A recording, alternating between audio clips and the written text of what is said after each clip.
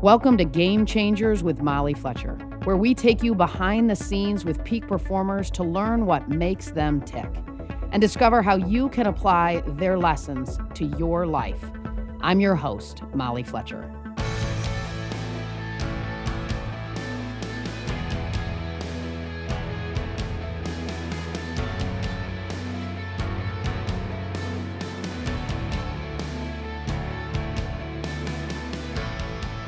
At 28, Scott Harrison was a top nightclub promoter in New York City.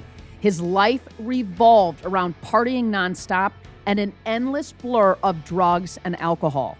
But 10 years in and desperately unhappy, he asked himself, what would the exact opposite of my life look like? Desperate for drastic change, Scott spent the next 16 months on a hospital ship in West Africa. There, he witnessed the water crisis for the first time. People walked miles to water sources, drinking dirty water from the same swamps, rivers, or ponds as animals. Many people were regularly sick or even died from waterborne diseases.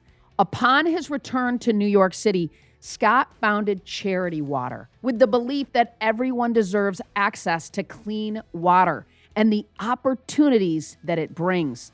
Renowned for its 100% donation model and radical transparency, Charity Water has disrupted how social entrepreneurs work while inspiring millions of people to join its mission of bringing clean water to everyone on the planet within our lifetime.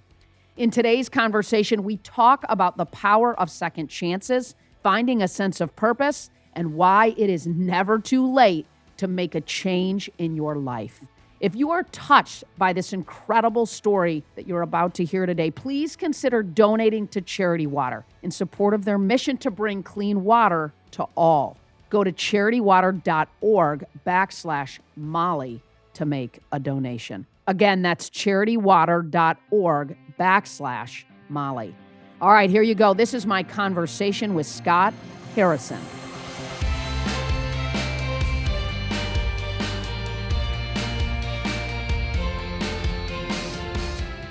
All right, Scott, what a treat. We just covered a bit of your background in an intro, but I mean, you haven't had the most conventional journey, right? I mean, New York City nightclub promoter turned nonprofit founder and social entrepreneur. So let's just start there, right? Tell us about your 20s as a club promoter, all that. I think I have to go back even farther to have it all make sense. So I was an only child raised in a conservative Christian family, born in Philadelphia on the East Coast. And when I was 4, my mom became disabled. She became an invalid when there was a carbon monoxide gas leak in our home. So she was the canary in the coal mine, got the most exposure, passed out one day. This led to the discovery of massive amounts of carbon monoxide in her bloodstream, and then to the discovery of the leak. So I had a weird childhood taking care of a very sick mom who lived in isolation rooms in the house, covered in aluminum foil. I never really saw my mom's face because she wore a mask my whole life. So I was very familiar with N95s, unfortunately, for about 40 years before COVID. And anything chemical made her sick. Her immune system just shut down and never recovered. So if you'd asked me what I wanted to do growing up, I was a good Christian kid. I played piano every Sunday in church. I didn't smoke. I didn't drink. I didn't sleep around. I didn't swear. I was going to be a doctor to help sick people like my mom. Then Act 2, I decided not to be a doctor, but instead to sleep around, have sex, drink, do drugs, and smoke 2 packs of cigarettes for 10 years. So I became a nightclub promoter in New York City, I think as an act of rebellion against my, woke up one day and said, now it's my turn, let me have some fun. And I got pretty good at that, Molly. I worked at 40 different nightclubs in Manhattan, lots of celebrities, lots of bankers and models, and chasing Fashion Week around the world, and lots of private planes. And, this idea that if you were sitting at the right table in the right club, spending $1,000 on a bottle of champagne, your life had meaning. You had arrived. And, hopefully people can notice the sarcasm there. Sure, So sure. at 28, 10 years into that journey, I was emotionally bankrupt. I was spiritually bankrupt. I would go to dinner at 10, the club at 12, after hours at 5, do drugs until noon, and then take Ambien to come down, and only to wake up at 7 or 8 p.m. and do it all over again. So it was a really unhealthy lifestyle, and really about as far as maybe what my parents had imagined for their only child who was on his way to become a doctor. So, thankfully there was an act 3. And at 28, I realized I needed to make a massive change. This was not a pivot or small course correction that was needed. I needed to just basically do exactly the opposite of everything that I thought or, spoke and or acted. So I sold everything I owned and had this idea to do 1 year of service as a volunteer on a humanitarian mission. And kind of almost a tithe, which was this concept that I grew up with, like giving 10%. So I'd selfishly wasted 10 years. I was going to give 10% back and see where that took me. And the first 10 organizations that I applied to all denied me, even as a volunteer, because nobody's really in the market for nightclub promoters, reformed or not. And I was really fortunate that one organization wrote me back and said, look, if you are willing to pay us $500 a month, you can volunteer, but you have to go live in post-war Liberia, West Africa, which was at that time the poorest country in the world. It had just come out of a brutal 14-year civil war that had decimated this country. And I said, yes, here are my credit card details. I can't wait to be useful. And I joined that mission in 2004 as a volunteer photojournalist, embedded with a group of doctors and surgeons and medical professionals who were headed into this country in West Africa to pick up the pieces. Wow. So, I mean, talk about 90 to nothing. Well, I'm a pretty extreme guy, Molly. Was there some kind of a detox that happened before you jumped on that? Wow. It's interesting. I got fantastically wasted the night before I joined the mission, and I think I smoked 60 cigarettes, but then I just knew I had to quit it all. There was something symbolic about walking up the gangway of this 522-foot hospital ship. Imagine an ocean liner, like a Carnival cruise liner that had been gutted and turned into a state-of-the-art hospital. So I really was like, I'm going to leave the drugs and the gambling and the pornography and the smoking and all that stuff back on land, and I'm going to kind of sail away to a new continent and into a new life. So I was able to go cold turkey with the help of some nicotine patches and what was it, that Nicorette gum that I would just chew like a fiend. But yeah, never went back to any of that. Yeah, good for you. Was there any kind of a defining moment? Like, was there a moment of just numbness, right? Like that $1,000 bottle of champagne doesn't do it for me. It's interesting you mentioned numbness. I had a physical period of numbness about 3 months before this change where half my body, I just couldn't feel one day. Couldn't feel my hands, my arms. And, I remember my friends are like, dude, you do so much cocaine. Like it's a wonder you're even alive. Like, it's a wonder that you can feel anything in the other half of your body. But that was a really defining moment for me because I'd really been living selfishly like I was going to live forever. I mean, like I was invincible.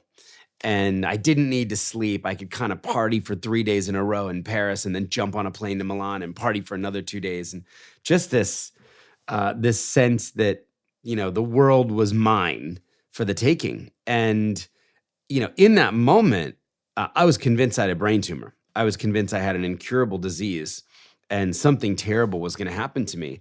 And that really begged the question, do I believe the faith and the spirituality of my youth? Like, do I believe in heaven and hell? If I do, I'm pretty sure where I'm going. I certainly haven't been living towards heaven. Sure. So, sure. And I did a whole series of doctors and diagnostic tests, and nobody could find anything wrong with me. But I think I was numb in many more ways, and then eventually that just went away, and I was fine. Why do you think, I mean, given your youth, right, and your family, why do you think you got trapped at some level, right, Scott, in that lifestyle, right? That gerbil wheel of chasing whatever you were chasing, right, for so long. I don't know. I think it had to run its course. I think it just had to run, its course. And I had to get to this point where I had enough of the things that I was chasing, and none of them made me happy. And then I looked around and I said, you know what? I'm not even there yet. I mean, there's people that have more and they're not happy either. Right. Someone's always going to have a more famous girlfriend, a better car, a more expensive watch, a plane, a better loft in New York City, right? Someone is always going, it's this kind of, I guess from my youth, the idea of keeping up with the Joneses. This doesn't end well. There's a real kind of enslavement to that idea of consumption and hedonism. So it was, I think, the health issue and maybe just this kind of shock of mortality, plus the realization that I'd contributed nothing to the planet. I mean, my tombstone was going to read, "Here lies a man who got 1,000,000 people drunk." That was it. And then, just being a pretty extreme guy, I realized, not a small life change. Let's go all in and see where this takes me. So at 28, right, you leave New York behind and you set out to volunteer as a photojournalist, as you said, aboard a hospital ship off the coast of Liberia. I mean, despite that experience, what were some of the things that you were doing inside of those moments, inside of that experience? Well, there was a lot of crying happening. I'll tell you that. So, just to kind of paint the picture, Liberia had no electricity, no running water, no sewage system, and no mail after the 14-year Civil War. They had one doctor for every 50,000 people living in the country. I think our doctor ratio here is like 1 to 200. For every 200 Americans, we have a doctor. It might even be lower. 1 per 50,000. So our organization, this humanitarian org, Mercy Ships, would post these flyers all throughout the country announcing the coming of this hospital ship. And there would be pictures of facial tumors and cleft lips and cleft palates and people who had been burned during the war and flesh-eating disease and cataracts. We'd say, hey, it's like a casting call for sick, diseased people. And my job, again, which I was paying $500 a month to do, was going to be to take pictures of every single person that we gave medical care to before their medical intervention and then after. Really kind of these images would be used for awareness and then fundraising purposes for the organization to go back to donors and say, look, you're really making a difference. So my third day there, I learned that the government has given us the arena, the football stadium, the soccer stadium in the middle of the city, the main capital. And I knew we had 1,500 available surgery slots to fill. And about 5:30 a.m., I remember jumping in a Land Rover, putting on hospital scrubs, grabbing my 2 Nikon D1X cameras, rolling towards the stadium. And when we got there, we saw more than 5,000 people standing in the parking lot. So 3.5 times more than we could handle. And we wound up turning 3,000 people away. And I just remember just weeping, just being devastated. I mean, I learned that some of these people had walked for more than a month. They had walked from neighboring countries with their children just in the hope of seeing a doctor who could cure their child. But we didn't have enough doctors. We didn't have enough resources. So one doctor said to me that first day, focus on the hope, focus on what we're here to do. We're going to help 1,500 people. We're going to send them home with transformed lives. And I really tried to do that over the next year. And what were some of the things? I mean, I can imagine you saw some unbelievable things, Scott, right? Leprosy, Oh my baseball-sized tumors, people with missing body parts, who had been hacked by rebel soldiers. We saw people who had hot oil poured on their faces or their children's faces. Some of the soldiers trying to just fuse body parts together to then laugh at someone. We saw suffering that was, for me at least, unimaginable. Yes, I can't even imagine. I'm sure those pictures are still clearly in your mind. I can only imagine. When did you sort of first experience this global water crisis, right? Firsthand, where you saw, you know what, here's the root of the problem. Here's where I'm going to lean in, where I think I can make some change. So it was the second year there. So I did the first year, and then I signed up for year number two just because I didn't know what was next. And I went into the rural areas of the country, and I saw people drinking disgusting, diseased, contaminated water from swamps and from murky ponds. And I learned, at a macro level, half the country was drinking disgusting water. And according to the World Health Organization, half of the disease in the country was because people were drinking contaminated water and didn't have access to sanitation and hygiene.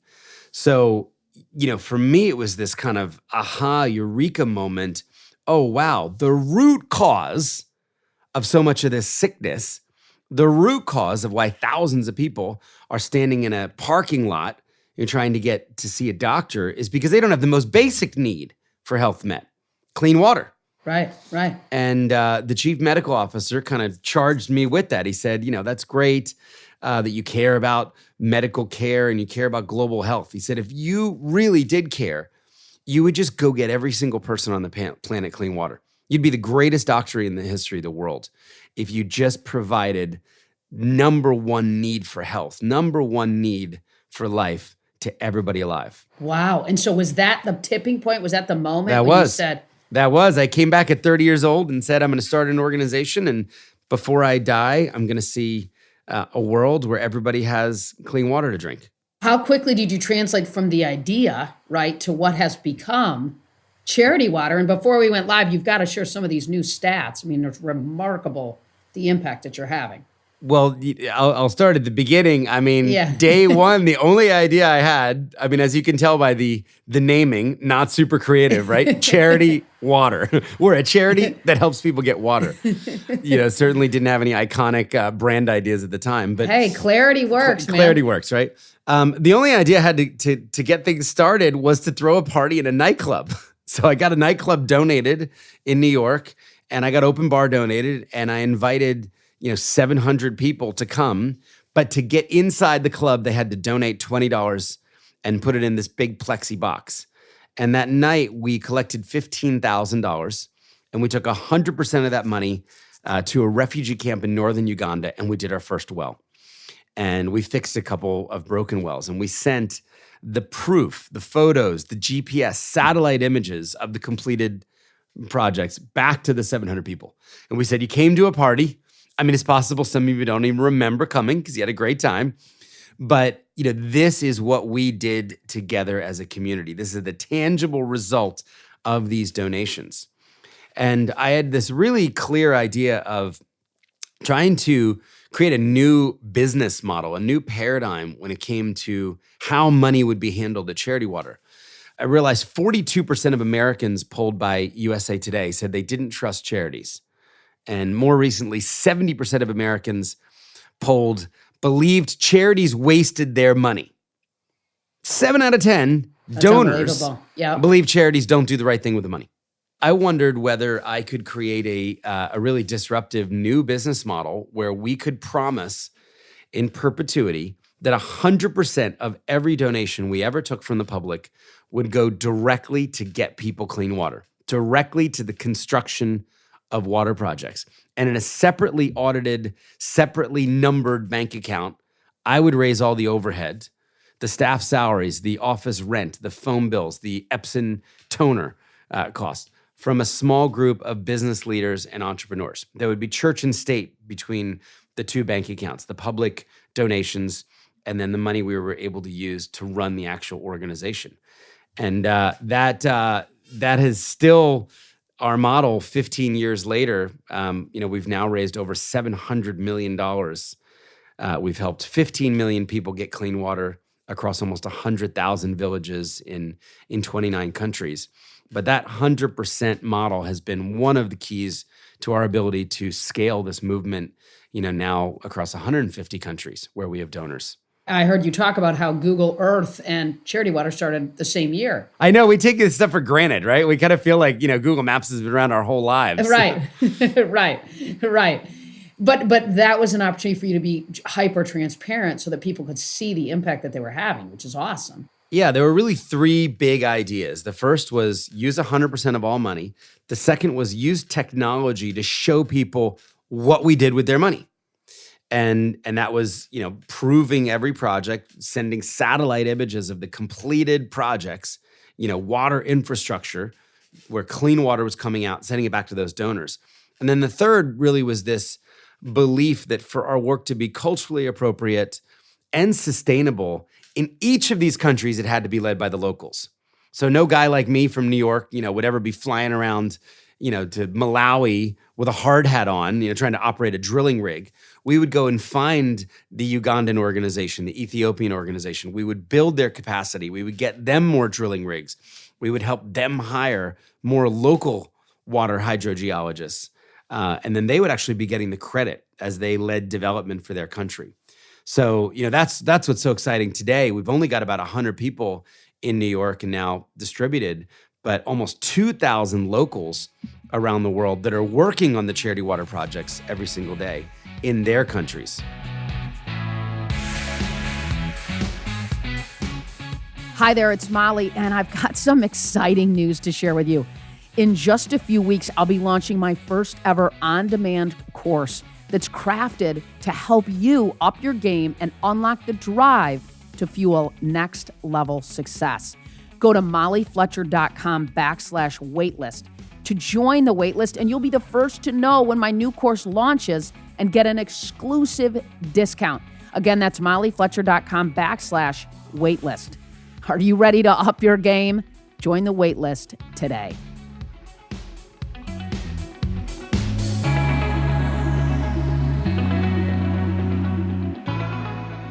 Can you talk about the mission and the vision, right, of Charity Water? Because you talk about them differently.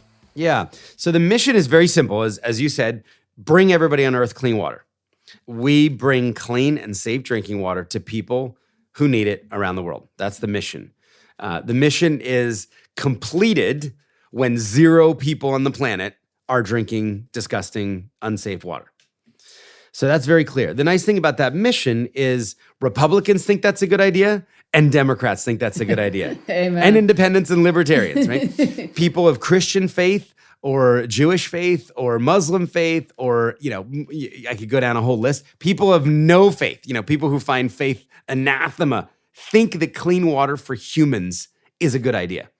So that mission actually, allows you to kind of build a really big tent and invite everybody in.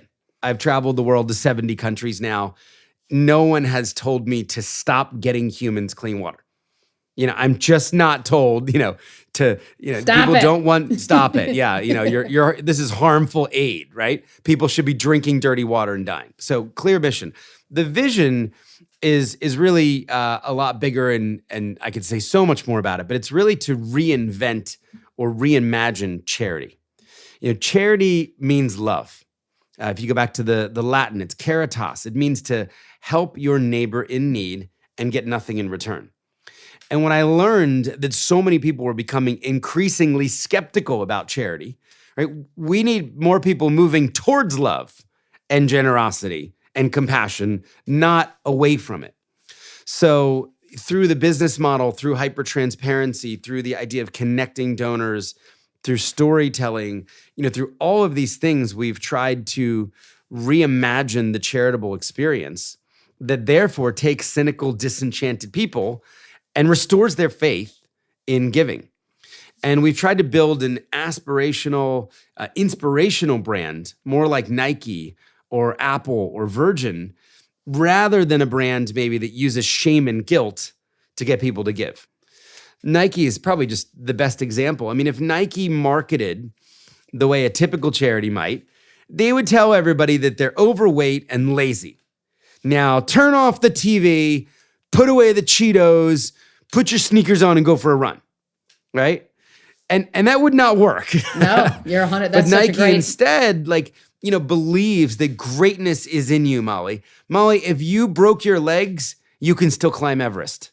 If you lost an arm in an accident, you can win the shot put competition with your other arm, right? And they tell stories of people overcoming adversity and rising to the occasion. And that makes people want to turn off the TV and put away the Cheetos and go and try a run, right? And find something great in between them. So I think, as we've thought about fundraising, it's much more that approach than, hey, you're lazy, do the right thing.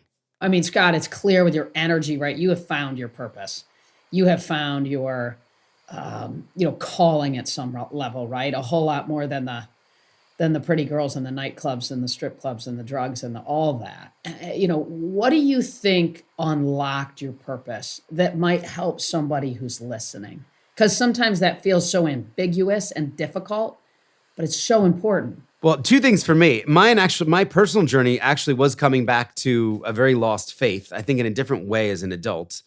And faith and service, really. This idea of not living for myself and living for a higher power, living for God, and then trying to, live out that faith through service to others. But again, in an agnostic way. I mean, the organization has zero religious affiliation. I get to kind of, live out my personal theology through my work every single day. But I wanted to make sure that, you shouldn't have to do what I do on a Sunday or pray to the same God I pray to help people get clean water or work at the org or volunteer or give. So I think, really for me, I was enslaved to this selfish idea of the accumulation of more status, things.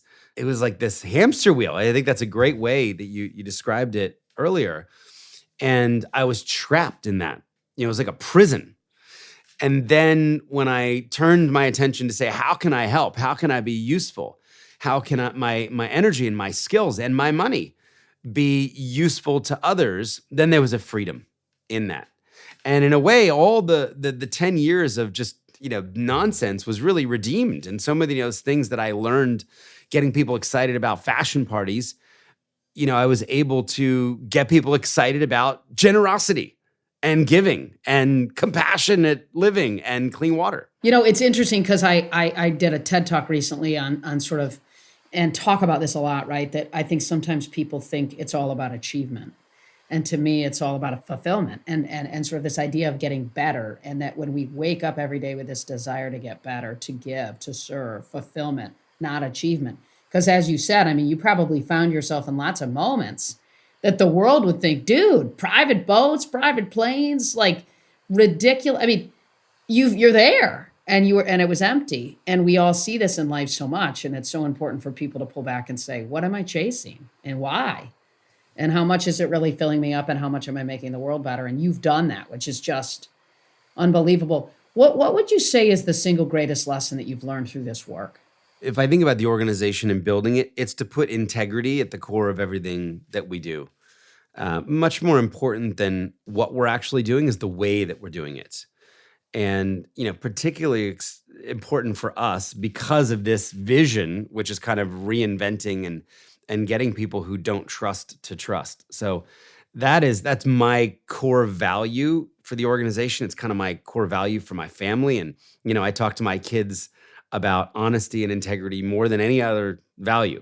Maybe giving and generosity second. And a lot of people out there cut corners, Molly. I mean, there were so many opportunities where we could have cut corners. I mean, there was one example just a year and a half into the organization where we had raised so much money for the water projects and that bank account had almost $1 million and we were about to miss payroll because the other bank account was almost empty.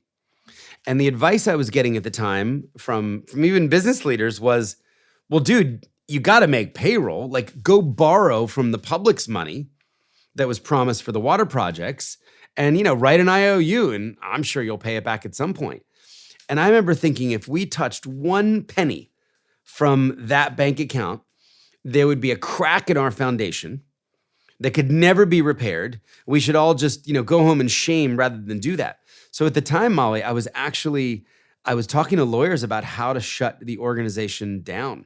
I was going to kind of die on that hill of the brand promise and the integrity, and there would be no charity water. I remember I was praying to God. I had no faith that anything would happen. And believe it or not, a couple of days later, a stranger walked into our office, sat down, had an hour meeting with me, and then left the meeting and wired $1 million into the overhead account. And we went from insolvent to a year of capital. And, that was $700 million ago. We were able to turn that moment of generosity into, a global movement now. And we've never looked back. There's so many people, right? We're talking about the great resignation right now. People are talking about, and people are, have gone through COVID, and some people are trying to make changes in their lives. They're looking at sort of the grass might be greener on the other side. I mean, you could have gotten pretty, at some level, complacent in this place that you were. I mean, it was working. You were making a lot of money. I know you weren't happy, and you knew you needed to make a change. But there's so many people that find themselves in places in their life. And what you did was hard. It was hard from the perspective that you made a pretty significant change, a pretty significant pivot, if you will. Well, not a pivot, as you said. I mean, it was a full 360. But tell me, how would you guide somebody who felt a little bit stuck at some level on how to gain the clarity to make the shift? I mean, I think it starts with action. Right, Molly? I mean, I hear so many people who have these big ideas of what they're going to do, and then they just don't start. Seth Godin, who's a friend, talks about this a lot. Like, you got to ship it. Like, you have to, start volunteering locally. If you're talking about homelessness or poverty in your city, start doing stuff. Like, get involved. Start understanding the issue. Start giving of your time, giving of your money. Start moving towards that rather than just talking about it. If you care about an international issue like ours, go find a way to put yourself in that situation, to learn more, or give to an organization generously that's dedicating all of their time and their resources to solving one of these problems. I think it's just sometimes it's the apathy, can feel so paralyzing to people. It's like, well, what could I ever do? These problems are too big for me. It's like, well, I started with one well, and now we have like 100,000. But it started with one. It started with one party where people gave $20. And, those $20 added up to our first water project, which I got to see a decade later, and it was still working. And you think of kind of a decade of legacy and, millions of liters of clean water benefiting people. It just started with a party in a nightclub. Yeah. Well, and I love how you circled back around to that and leaned into that. That plastic box there at the front of that bar worked for you, man. Yeah. That was good stuff. What's your definition of success now? How has it changed over time? I think it's in how much you give. I think it's really about generosity and then character. So much more than, oh, wow, Scott, helped 50 or 100 million or 200 million people get clean water in his life. I want to be known as a great husband, as a great father, as a great friend, as a humble, compassionate leader. Who cared about people. The thing, like, the how many water thing, I mean, that's just what we do. But the way we do it, I think, is much more important. So I don't care what my kids do as long as they have high integrity and they're generous and they're kind. Yeah, well, there's no doubt, man. Your tombstone, what's going to be on it has changed, right? It's not that you got a whole bunch of people drunk. You changed the world, man. I love it. I've now been doing this for 50% longer than I was doing that. So. Exactly. What's next for you? I mean, you got a lot of probably chapters in your life, man. What's next for you? Yeah, well, I wrote a book, which was an interesting experience, and people ask, like, "You're gonna write another book?" And I said, "I don't know that I'm ever gonna write another book in my life." Like that was a 2-year process, and sure, New York Times bestseller. Yeah, and all the money goes to the organization. So if people are interested in kind of more and some of the stories along the way, I mean, we did some boneheaded stuff. We had some just amazing kind of surprises and wins and generous donors. And anyway, so that book is called Thirst. But I think, as I think to the future, look, 15 million people would fill my local stadium in New York City, Madison Square Garden, about 800 times. So we've sold out the Garden 2 years in a row, that would contain 15 million people who now have clean water, because of Charity Water's community of givers, right? And we were the catalyst, but really because of 1 million generous people around the world who have been giving to make that change possible. Okay. So I spend like 1% of my time thinking about that and 99% thinking about when I put 15 million into 771 million, it's 1/50th of the way there. 1/50th of the work that needs to be done to achieve the mission, to get everybody clean water. So I think a lot about growing the movement, inviting more people in. There are people listening right now that have never thought about this before, that had never heard of charity water. I mean, we live in a country with officially 100% water coverage. I bet 99.9% of your listeners have never had to walk 8 hours for dirty water. You have never had to hold a child dying of diarrhea, watching their child dehydrate because of the water in the village, but that there's no alternative. I'm talking to the 90%, and I just think we can do a whole lot more, and we can go a whole lot faster. We launched a giving community called The Spring a few years ago, and the idea was just like Spotify or Netflix or Disney Plus, where people give every month, but instead of getting free shipping or movies or music, 100% of what they give helps people get clean water. And that community is at about 70,000 people now, and it's about a quarter of the impact that we're making every year. But Disney Plus, Molly, got from 0 to 100 million people in about a year. Okay, I just have to believe there are as many people in the world that could care about humans getting clean water and give $20 or $30 or $40 a month or even $10 a month as people who care about, music or movies or free shipping or a place to store their photos. So that, I think, is the Spring is really going to be the future of Charity Water's impact, which is a community of millions of people eventually around the world that say, I can do something. Maybe I'm not going to leave my job. Maybe I'm not going to go live in Africa, but I can give $40 a month and help one person get clean water. And at the end of the year, I've helped 12 people. Well, if 1 million people did that, right? That's the next 12 million people with clean water. I love this. This is incredible. All right, we're going to hit you with rapid fire. I want to honor your time. All right, you ready? Yep. All right, what's the best book you've ever read? I'm going to go recent, Getting Things Done by David Allen. Getting Things Done. I just reread it. It's probably my favorite business book. Love it. Okay. Most memorable place you've traveled? Ethiopia. I've been there 31 times. That's incredible. One habit that's improved your life? Getting up before my kids and trying to pray and just get ready for the day. I love it. I do that too, man. But the kids get up earlier and earlier. Yeah, well, the older they get, I have teenagers, the older they get, the later they get up. Gives you a little bit more. Yeah, I've got little ones. Yeah, I know, right. That gives you a little more time in the morning. One thing on your bucket list? I'd like to go to Iceland. Nice. Awesome. And I'm supposed to go in 2 months for a conference, to speak at a conference. So good for you. That's awesome. What's your greatest regret? I think just wasting so much time selfishly.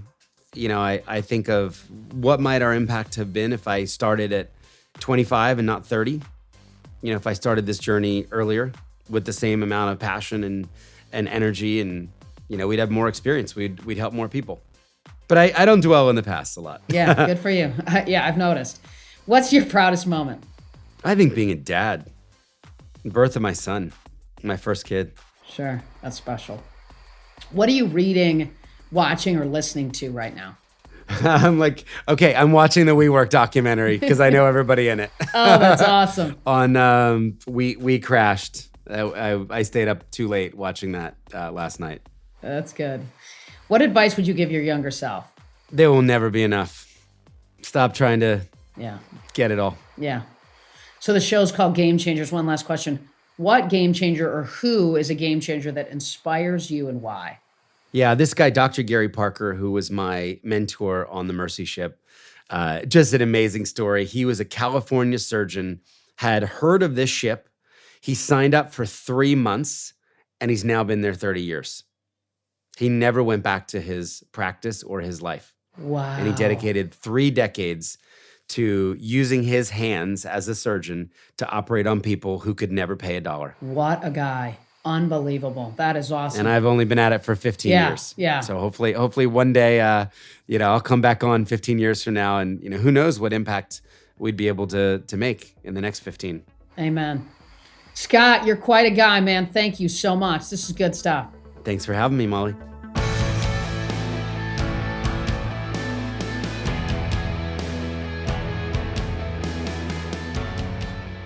Here are a few things that came up for me as key moments, key points, takeaways from my conversation with Scott. Number one, focus on the hope. During Scott's early days working on the hospital ship, when he was overwhelmed by all the suffering around him, a doctor gave Scott this simple advice: focus on the hope. That can be so hard to do in the midst of pain or in the midst of struggle, but it's absolutely essential. Number two, be the change that you want to see. When Scott learned that the number one need for improving health outcomes was clean water, he made clean water his life's work, his life's mission. It started out small with one event, but it has scaled to make incredible impact. We have the power to be the change that we want to see in the world. Number three, how can I be useful? How good is that question? How can I be useful? If you're feeling maybe a little bit stuck, ask yourself that question. What skills do I have that I can apply to other areas of my life or to others, period?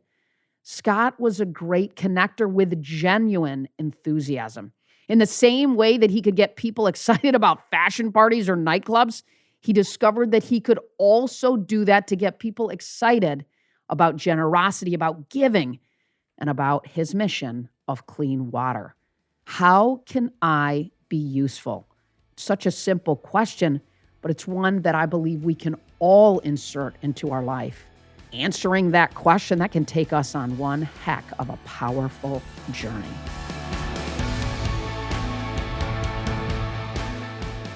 Thanks, as always, for listening to Game Changers with Molly Fletcher.